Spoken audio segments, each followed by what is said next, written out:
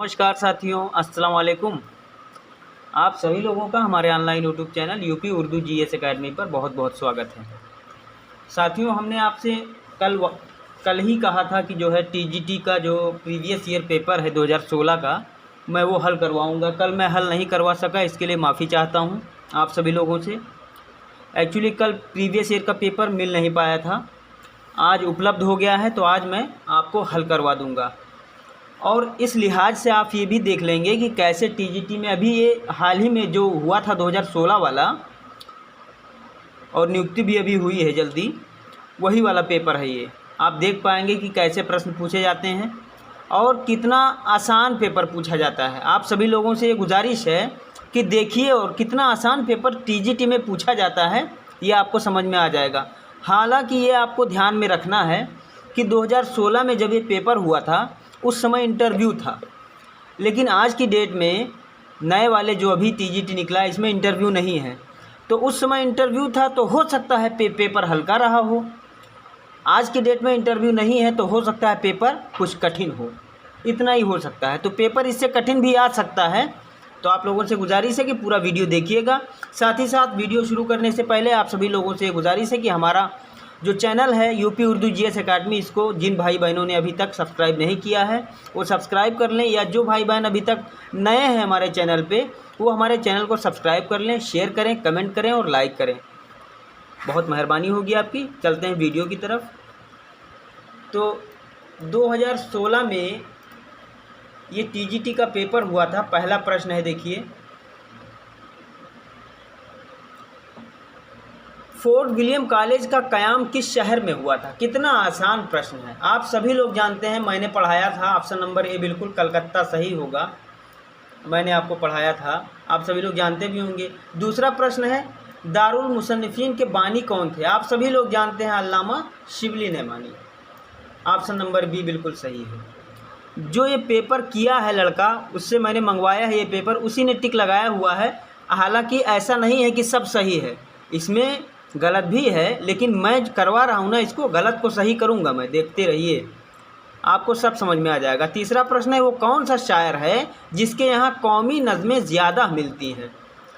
महरूम या फिराक या रज़ा या चकबस्त? तो आप सभी लोग जानते हैं चकबस्त। ऑप्शन नंबर डी बिल्कुल सही होगा तीसरे का। चौथा देखिए, धुआं और नमरूद की खुदाई। धुआं और नमरूद की खुदाई किस अफसाना निगार के अफसानवी मजमूए हैं? आप सभी लोगों से गुजारिश है कि देखते रहिए। और पहला ऑप्शन है मंटू, दूसरा बेदी, तीसरा कृष्णचंद्र, चौथा अली अब्बास हुसैनी। मैंने आपको पढ़ाया है, आपको शायद ध्यान हो कि धुआं और नमरूद की खुदाई मंटू के अफसानवी मजमूए हैं, मंटू के अफसानवी मजमूए हैं। अगले सवाल पे चलते हैं। पांचवा है, जब कोई लफ्ज़ अपने हकीकी माना के बजाय हिजाजी माना में इस्तेमाल हुआ हो तो उसको क्या कहते हैं? तो उसको क्या कहते हैं? तो मैं आप सभी को बता दूं, उसको इस्तिआरा कहते हैं, उसको इस्तिआरा कहते हैं। ध्यान में रखिएगा, जब कोई लफ्ज़ अपने हकीकी माना के बजाय हिजाजी माना में इस्तेमाल किया जाए तो उसे इस्तिआरा कहते हैं। तो छठवें पे चलते हैं। छठवां सवाल इधर है, देखिए, तरक्की पसंद तहरीक तातिल का शिकार कब हुई? तो पहला ऑप्शन है 1955, दूसरा 1947, तीसरा 1960, चौथा 1942। तो मैं आपको बता दूं कि जो तरक्की पसंद तहरीक है वो 1947 में तातिल का शिकार कब हुई थी? 1947 में। ऑप्शन नंबर बी बिल्कुल सही है। अगला सवाल देखिए, जदीद उर्दू नज़म का पेश रो, जदीद उर्दू नज़म का पेश रो या मौजिद किसको माना जाता है? तो मैं आपको बता दूं कि सातवें प्रश्न का ऑप्शन पहले देख लीजिए, मोहम्मद हुसैन आज़ाद, नून मीम राशिद, सी शिबली नहमानी और डी मेराजी। तो ये मोहम्मद हुसैन आज़ाद हैं। ऑप्शन नंबर ए बिल्कुल सही है। कितना आसान प्रश्न है, लेकिन ये आसान के चक्कर में ना रहिएगा, कठिन आ जाएगा तो आप फंस जाएंगे, एक दूसरे का मुंह देखेंगे बैठ के तब। आठवां देखिए, इकबाल की मशहूर फारसी नज़म इसरार खुदी का अंग्रेज़ी तर्जुमा किसने किया था? इकबाल का जो मशहूर फारसी नज़म था इसरार खुदी, इसका अंग्रेज़ी तर्जुमा किसने किया था पूछ रहा है। तो मैं आपको बता दूं, अंग्रेज़ी तर्जुमा निकलसन ने किया था, निकलसन ने। मैंने आपको पढ़ाया है जीआईसी के, मैंने कहा ना कि जीआईसी का सिलेबस जो है ना वो टीजीटी के सिलेबस से बड़ा है, और जिसने जीआईसी का पूरा सिलेबस पढ़ लिया समझ लो कि उसने टीजी का सिलेबस पढ़ लिया। अरे एक आध चीज़ का नहीं कह सकते हैं। अगले सवाल पे चलते हैं। शायर शबाब और शायर इंकलाब से कौन मशहूर है? पहला इकबाल, दूसरा फैज़, तीसरा फिराक और चौथा जोश। तो मैं आपको बता दूं साथियों कि जो जोश हैं इन्हीं को शायर शबाब और शायर इंकलाब के नाम से जाना जाता है। 10वां है तरक्की पसंद तहरीक, तरक्की पसंद तनकीद। तरक्की पसंद तनकीद का नुक्ते आगाज़ किसे जाने वाले अख्तर, आगाज़ कहे जाने वाले अख्तर हुसैन रायपुरी का लिखा मकाला क्या है, पूछ रहा है। तरक्की पसंद तनकीद का नुक्ते आगाज़ कहे जाने वाले अख्तर हुसैन रायपुरी का लिखा मकाला क्या है? तो पहला अदब बराए अदब, दूसरा अदब और ज़िंदगी, तीसरा अदब और लुत्फ़ और चौथा है अदब बराए तामीर। तो मैं आपको बता दूं साथियों कि जो 10वां है ये तरक्की पसंद तनकीद का जो नुक्ता आगाज़ कहे जाने वाले अख्तर हुसैन रायपुरी का लिखा हुआ मकाला क्या है, मैं आपको बता दूं कि ये जो अदब और ज़िंदगी है यही है, अदब और ज़िंदगी। ऑप्शन नंबर बी बिल्कुल सही है, 100% सही है। जितना मैं बता रहा हूँ सब कुछ सही है, ये सब कुछ मैंने तो याद किया नहीं है, आपको पढ़ाते पढ़ाते मेरा तैयार हो गया है। मेरा तैयार कहाँ था, आपको पढ़ाते पढ़ाते तैयार हो गया है। और चूँकि इतना ज़्यादा तैयार नहीं था, तैयार था पहले से भी, मैं जानता था, लेकिन आपको पढ़ाते पढ़ाते मेरा और रवां हो जा रहा है ना। अगला सवाल है 11वां कि सादगी फसाहत और सलासत, सादगी फसाहत और सलासत किस दबिस्तान की नुमाइंदगी करती है? पहला सादगी, दूसरा फसाहत और तीसरा सलासत किस दबिस्तान की नुमाइंदगी करती है? तो मैं आपको बता दूं साथियों कि जो दिल्ली है ना, दिल्ली दबिस्तान की नुमाइंदगी करती है। सादगी, फसाहत और सलासत, ये दिल्ली जो दबिस्तान है ना उसकी नुमाइंदगी करती है। ऑप्शन नंबर बी बिल्कुल सही है। 12वां कुंवर उदय भान किस दास्तान का किरदार है? जो कुंवर उदय भान है पूछ रहा है कि किस दास्तान का किरदार है। तो मैं आपको अभी से बता दूं कि रानी केतकी की कहानी का किरदार है कुंवर उदय भान। एक एक चीज़ मुझे रटा हुआ है, एक एक चीज़ मुझे रटा हुआ है। हालांकि ये पेपर मैं दे नहीं पाया था, मेरी तबीयत ज़्यादा ख़राब थी उस समय, पेपर मैं दे नहीं पाया था। लखनऊ गया था सेंटर, मैं पेपर दे नहीं पाया था। एक मेरे साथ के हैं अब्दुल रहीम भाई, वो देने गए थे, उन्होंने दिया भी था पेपर, और मैं उस समय नहीं दे पाया था, जबकि उन्होंने फ़ोन किया था मुझे, लेकिन मैं बीमार हालत में था, मैंने फ़ोन तक रिसीव ना कर पाए हम। चलिए ठीक है, अगला सवाल यही है कि कुंवर उदय भान किस दास्तान का किरदार है? तो कुंवर उदय भान रानी केतकी की कहानी का किरदार है। अगला सवाल है फसाना अजायब के मुसन्निफ़ कौन है? आप सभी लोग जानते हैं, रजब अली बेग सरवर, सरवर हम तो कहते हैं लेकिन वो सुरूर है, रजब अली बेग सुरूर। अपना अपना तरीका है याद करने का। 14वां देखिए मोहम्मद कुली कुतुब शाह का इंतकाल किस सन में हुआ? कितना आसान प्रश्न पूछ लिया जाता है, कितना आसान प्रश्न पूछ लिया जाता है कि मोहम्मद कुली कुतुब शाह का इंतकाल किस सन में हुआ? 1611 में हुआ भाई, आप सभी लोगों ने पढ़ा है, 1611 में। अगला सवाल है सादा आवाज़ों को तहरीरी इलामत में लाने का नाम क्या है? सादा अल्फाजों को तहरीरी इलामत में लाने का नाम क्या है? तो सादा अल्फाजों को तहरीरी इलामत में लाने का नाम है हरफ। ठीक है, ऑप्शन नंबर बी बिल्कुल सही है। अगले सवाल पे चलते हैं। अगला सवाल है ये 16वां देखिए, जिस इस्म में जगह या वक्त के माना पाए जाएं तो उसको क्या कहते हैं? जिस इस्म में जगह या वक्त के माना पाए जाएं तो उसको क्या कहते हैं? तो मैं आपको बता दूं साथियों, उसको इसमें ज़र्फ़ कहते हैं, इसमें ज़र्फ़ कहते हैं। ऑप्शन नंबर ए बिल्कुल सही है। सारे सवाल जैसे रटे हैं। फिर 17वां देखिए, रबाई में कितने मिसरे होते हैं? आप सभी लोगों को पता है, बहुत आसान सवाल है। रबाई में जो है 4 मिसरे होते हैं, रबाई में 4 मिसरे होते हैं। ठीक है, रबाई में 4 मिसरे होते हैं। 18वां सवाल है, हाली के मुताबिक शेर में कौन कौन सी खूबियाँ होती हैं? हाली के मुताबिक पूछा गया है, हाली के मुताबिक शेर में कौन कौन सी खूबियाँ होती हैं? तो पहला ख्याल कायनात का मुताला, दूसरा वज़न बहर, तीसरा रदीफ़ काफ़िया और चौथा सादगी असलियत और जोश। तो मैं आपको बता दूं साथियों कि जो सादगी असलियत और जोश है ये किसकी तारीफ़ है? ये शेर की तारीफ़ है। शेर में खूबियाँ पूछ रहा है, तो यही खूबियाँ, डी वाला बिल्कुल सही है। अगला सवाल है मसनवी गुलजार नसीम के शायर कौन हैं? बहुत बढ़िया सवाल है ये। मसनवी गुलजार नसीम का शायर कौन है? तो आप सभी लोग जानते हैं, Dayashankar Naseem. Dayashankar Naseem, option number A सही है। देखिए कितना बढ़िया सवाल। आप कुछ बच्चे कमेंट कर रहे थे कि सर कठिन आएगा पेपर, कठिन आएगा, देखो कितना आसान आया है। हालांकि इस बार 2021 में कठिन आएगा कि आसान आएगा ये हम नहीं कह सकते, क्योंकि इस बार इंटरव्यू भी ख़त्म हो गया है। हो सकता है कुछ कठिन बना दिया जाए पेपर को। तो आप जीआईसी की तैयारी कर रहे हैं ना, जीआईसी से कठिन नहीं आएगा कभी भी ज़िंदगी में।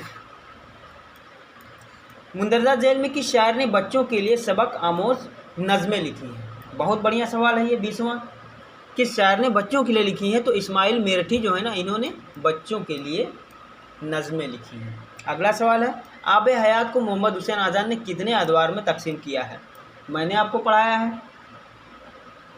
ऑप्शन देखिए 4, 8, 10, 5। तो आप सभी लोग जानते हैं कि इसका आंसर क्या होगा? 5। आब हयात को मोहम्मद हुसैन आज़ाद ने कितने अदवार में तकसीम किया है? 5। 22वां सवाल है, किस मुल्क के फ़लसफ़ियों का ख्याल है कि शहर ख़याली बातें हैं? शहर ख़याली बातें हैं। किस मुल्क के फ़लसफ़ियों का ये ख्याल है कि शहर जो होती है ना वो ख़याली बातें हैं? तो 4 ऑप्शन है, फ़ारस, अरब, यूरोप और यूनान। यूनान, फ़ारस, अरब, यूरोप और अरब। यूनान, फ़ारस, यूरोप और अरब। तो इन 4 विकल्पों में से आपको बताना है कि कौन से मुल्क के लोग हैं जिन्होंने ये कहा कि शहर ख़याली बातें हैं। यूनान के। टिक मैंने पहले ही लगा दिया था, भूल गए थे, पहले नहीं बताना चाहिए था मुझे। चलते हैं अगले सवाल पे कि किसके ज़माने में गज़ल और कसीदा महराज तरक्की पर पहुँचे? किसके ज़माने में गज़ल और कसीदा महराज तरक्की पर पहुँचे?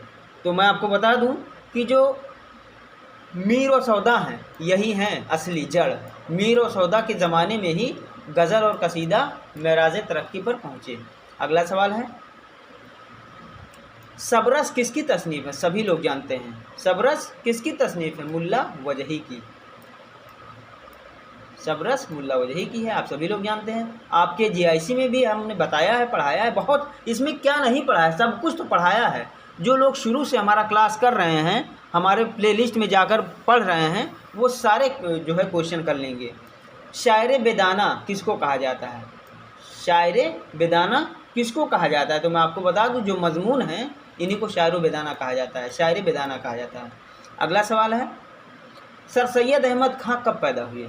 अब बताओ कितना आसान सवाल। अब इससे आसान थोड़ी ना पूछेगा। सर सैयद अहमद कब पैदा हुए? 1817 में पैदा हुए। कितने बार बताया आपको। मुआज़ना अनीस दबीर के मुसन्निफ़ कौन है? मुआज़ना अनीस दबीर के मुसन्निफ़ कौन है? तो मैं आपको बता दूं, अगर आप नहीं जानते हैं तो अल्लामा शिबली नमानी है। अल्लामा शिबली नमानी। इसमें जो टिक लगा हुआ है साथियों, इस टिक से मैं नहीं बता रहा हूँ। टिक में तो कई क्वेश्चंस में 2-2, 3-3 टिक लगा हुआ है, उस पर ना जाइए। आप इस क्वेश्चन को, इस पूरे पेपर में जितना क्वेश्चन आया है सब कुछ जीआईसी में पढ़ चुके हैं। आपको रटा नहीं है, लेकिन मुझे रटा हुआ है। क्यों? क्योंकि मैं आपको पढ़ा रहा हूँ, इसलिए। अगला सवाल है, इकबाल की किस नज़म को हिंदुस्तान का मर्शिया कहा जाता है? अब इतना इससे आसान सवाल तो पूछ ही नहीं सकता। इकबाल की किस नज़म को हिंदुस्तान का मर्शिया कहा जाता है? पहला हिमालय है, दूसरा नया शिवाला है, तीसरा खजरे राह है और चौथा तस्वीर दर्द है। इसमें देखो 3 विकल्पों पर टिक लगा है। अब 3 विकल्पों में से अगर कोई विकल्प देख के लगाएगा तो कौन सा लगाएगा? गलत कर देगा वो। लेकिन इसका सही जवाब तस्वीर दर्द है। सही जवाब क्या है? तस्वीर दर्द है। इकबाल की किस नज़म को हिंदुस्तान का मर्शिया कहा जाता है? तस्वीर दर्द को। 29वां है, मिर्ज़ा मोहम्मद रफ़ी सौदा के उस्ताद कौन थे? अब देखिए, इससे आसान सवाल कभी पूछेगा। मिर्ज़ा मोहम्मद रफ़ी सौदा जो हैं उनके उस्ताद। अभी पिछली बार हमने जो है आपको एक टेस्ट सीरीज करवाया था, उसमें एक प्रश्न में 5-5, 6-6 सवाल आपके तैयार हो रहे थे। उसमें ये सवाल था कि सौदा के उस्ताद कौन है। मिर्ज़ा मोहम्मद रफ़ी सौदा के उस्ताद मैं आपको बता दूँ हातिम है। कौन है? हातिम है, ध्यान में रखिएगा। 30वां, लखनऊ में मुसफ़ी की किस शायर से शायराना रकाबत थी? लखनऊ में मुसफ़ी की किस शायर से शायराना रकाबत थी? कौन सा ऐसा शायर था जिससे मुसफ़ी से और उससे शायराना रकाबत थी और वो लखनऊ का शायर था? तो पहला नासिक है, दूसरा रंगीन है, तीसरा ज़री है और चौथा इंशा है। तो इसमें 3 जगह टिक लगा हुआ है। अब टिक देख के कैसे कोई पता कर पाएगा? तो इसका आंसर सही अगर देखा जाए इंशा है। इंशा लखनऊ के थे और इन्हीं से और मुसफ़ी से शायराना रकाबत थी। अगले सवाल पे चलते हैं। आदमी नामा किस शायर की मशहूर नज़म है? कितना बढ़िया है सवाल है कि आदमी नामा, ये आपके जीआईसी में लगभग मुझे लगता है कि सब कुछ पढ़ाया गया है। आदमी नामा किस शायर की मशहूर नज़म है? तो मैं आपको बता दूं कि आदमी नामा जो नज़ीर हैं इन्हीं की मशहूर नज़म है, नज़ीर अकबर आबादी की। अगला सवाल है, गालिब के कलकत्ता का सफ़र किस मकसद से किया था? गालिब ने कलकत्ता का सफ़र किस मकसद से किया था? तो आप सभी लोग तो जानते हैं कि पेंशन के मकसद से किया था, पेंशन के मकसद से किया था। अगला सवाल है, डिप्टी नज़ीर अहमद ने अपने किस नावल में अंग्रेज़ी तहजीब को मौजू बनाया है? ये मैंने बताया है, जीआईसी में भी इसको पढ़ाया है। अब इसमें ए भी टिक लगा है, बी भी टिक लगा है, कौन सही है आप लोग जानते नहीं होंगे, लेकिन कुछ लोग जो पढ़े होंगे वो जानते होंगे। डिप्टी नज़ीर अहमद ने अपने किस नावल में अंग्रेज़ी तहजीब को मौजू बनाया है? तो मैं आपको बता दूं साथियों कि जो इनका इब्नुल वक्त है इसी को अंग्रेज़ी मौजू बनाया है, अंग्रेज़ी तहजीब को मौजू बनाया है इब्नुल वक्त, याद रखिएगा। अगला सवाल है, खाकों का मजमुआ चंद हम असर के मुसन्निफ़ कौन है? चंद हम असर के मुसन्निफ़ कौन है? ये खाकों का मजमुआ है चंद हम असर, तो इसके मुसन्निफ़ पूछ रहा है कि कौन है। अब दो जगह टिक लगा हुआ है, तो अब सही जवाब कौन है आप लोग सोच रहे होंगे, तो मैं आपको बता दूं कि जो सी वाला है ना, यही मौलवी अब्दुल हक, ये जो चंद हम असर है ना, ये खाकों का मजमुआ है और ये मौलवी अब्दुल हक द्वारा लिखा गया था। 35वां, अंग्रेज़ों ने कौन से अफसानवी मजमूए को नज़रे आतिश किया था? नज़रे आतिश मतलब आग के हवाले कर दिया था, आग में जला दिया था अंग्रेज़ों ने। तो कौन से अफसानवी मजमूए को आग में जला दिया था? तो आप सभी लोग जानते हैं, मैंने पढ़ाया भी है, जीआईसी में भी हमने बताया है पढ़ाते समय, जीआईसी में हमने बहुत डिटेल से पढ़ाया है आप। तो मैं आपको बता दूं, जो सूरज वतन है इसी को अंग्रेज़ों ने नज़रे आतिश कर दिया था। 36वें पे चलते हैं। नाज की इसके लब की क्या कहिए, पंखुड़ी एक गुलाब की सी है। नाज की इसके लब की क्या कहिए, पंखुड़ी एक गुलाब की सी है। पूछ रहा है इस शेर में कौन सी सनात का इस्तेमाल हुआ है? पहला इस्तिआरा है, दूसरा कनाया है, तीसरा तशबीहा है और चौथा तज़ाद है। तो फिर से एक बार पढ़िए, नाज की इसके लब की क्या कहिए, पंखुड़ी एक गुलाब की सी है। तो इसमें हम बता दें आपको, इसमें तशबीहा है। जब किसी चीज़ को किसी से तुलना किया जाता है ना, ये गुलाब की सी है, मतलब गुलाब की तरह तुलना कर रहा है, पंखुड़ी एक गुलाब की सी है, तो उसमें तशबीहा होता है। अगवा है, तरक्की पसंद। 37वां सवाल देखिए, तरक्की पसंद तहरीक की पहली कॉन्फ्रेंस, तरक्की पसंद तहरीक की पहली कॉन्फ्रेंस में सदारत किसकी थी? तो आप सभी लोग जानते हैं तरक्की पसंद तहरीक, ये हमने बताया भी है आपको ना कि तरक्की पसंद तहरीक में जो पहली कॉन्फ्रेंस में सदारत जिन्होंने की थी वो कौन है? पहला देखिए, पहला ऑप्शन सज्जाद ज़हीर, दूसरा मौलवी अब्दुल हक, तीसरा प्रेमचंद, चौथा मुल्कराज आनंद। तो मैं आपको बता दूं साथियों कि जो सी वाला है प्रेमचंद, इन्होंने ही सदारत की थी। 38वां है, मद्दो जज़र इस्लाम तसनीफ़ किस नाम से मशहूर मारूफ है? पहला है मजमुआ हाली, दूसरा मुसद्दिस हाली, तीसरा मजालिसुन निसा और चौथा यादगार हाली। तो मैं आपको बता दूं साथियों कि जो मुसद्दिस हाली है इसी नाम से मशहूर है। क्या मशहूर है? मद्दो जज़र इस्लाम। ठीक है। अगला सवाल है, अल्लामा इकबाल को अंग्रेज़ों ने कौन सा खिताब दिया? अल्लामा इकबाल को अंग्रेज़ों ने कौन सा खिताब दिया? सभी लोग जानते हैं, इससे आसान सवाल कभी पूछा ही नहीं होगा। अरे भाई, सर का खिताब दिया। किसका? सर का खिताब दिया, आप सभी लोग तो जानते हैं। अगले सवाल पे चलते हैं। 50 सवाल तो कम से कम करवाएंगे, बाकी ये पीडीएफ बना करके हम अपने जो है इसके जो है व्हाट्सएप ग्रुप पे हम भेज देंगे, व्हाट्सएप ग्रुप पे भेज देंगे और इसका आंसर की भी हम भेज देंगे। ध्यान रखिए, आंसर की भी हम भेजेंगे, ये पेपर इसका आंसर की दोनों हम भेज देंगे।